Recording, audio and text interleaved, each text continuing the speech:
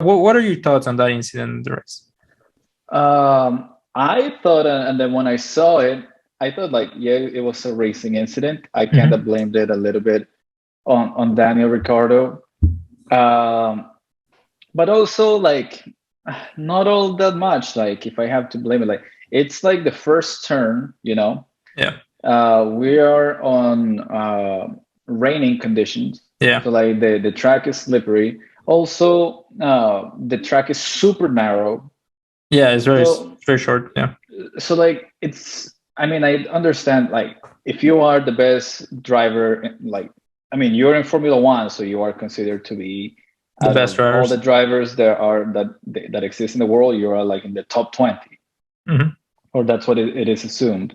So you assume that the drivers, including Daniel Ricciardo, will take that into consideration, when like, okay, we have raining conditions, I have these tires, they're not warm enough, Yep. it is the first turn of the like of the first lap, the track is really narrow, I have to really be Hmm. like On careful top here. form. Yeah.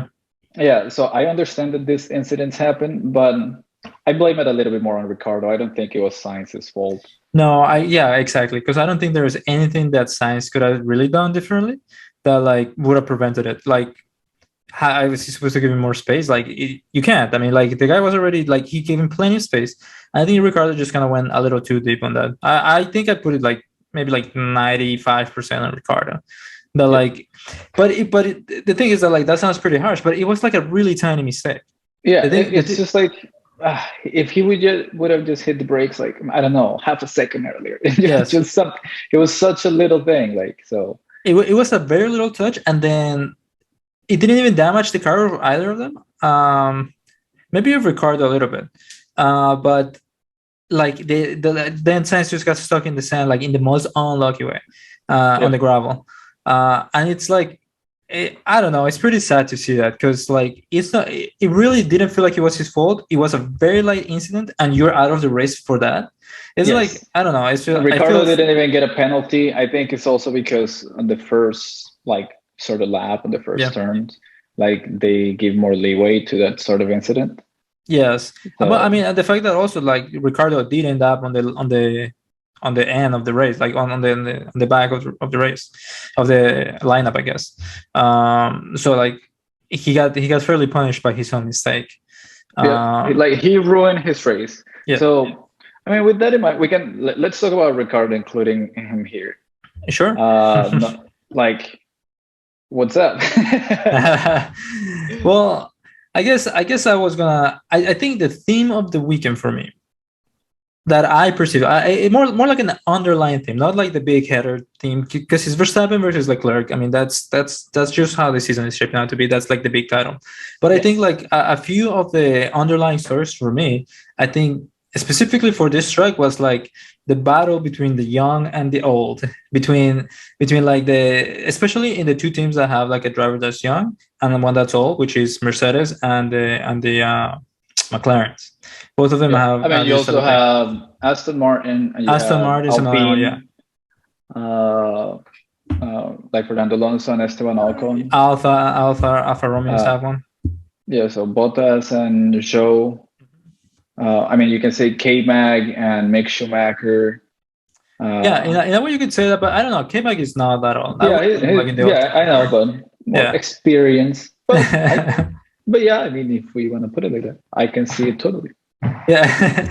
So, but I think that the ones that I focused on because they were just more appealing to me, especially because they're top teams.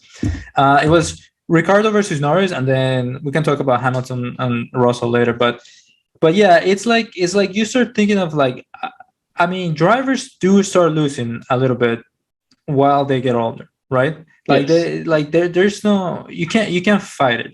It's not so much that you're a worse driver, in my opinion, as much as like the younger driver just has more stamina. They just have more energy Yeah, to it's come like, every yeah, race to race. and then you lose reflexes, and like that's not like oh, it's because they're just getting worse. It's like, no, that's just what happens to human beings.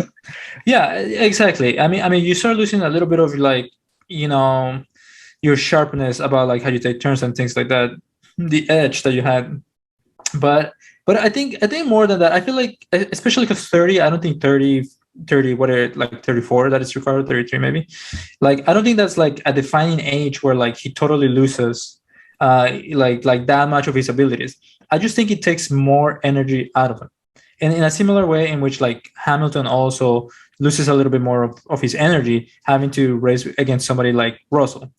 And it's not like they don't have the skill. It's that like they need to have a reason to do it. You know what I'm saying? Yeah, they need the motivation, Exactly. because they're like coming at a point in their careers where it's like every year that I'm here is like a very realistic possibility that I'm about to retire. Hmm.